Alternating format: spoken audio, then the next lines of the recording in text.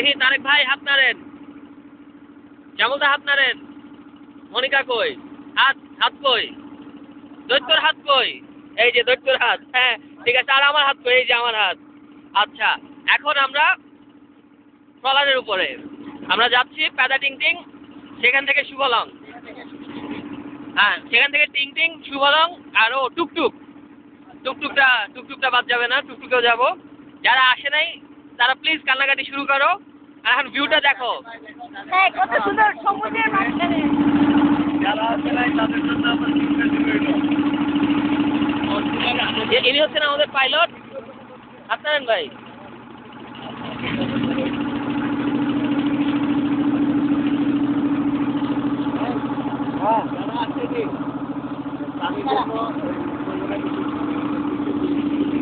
এই ছিল 360 degree view.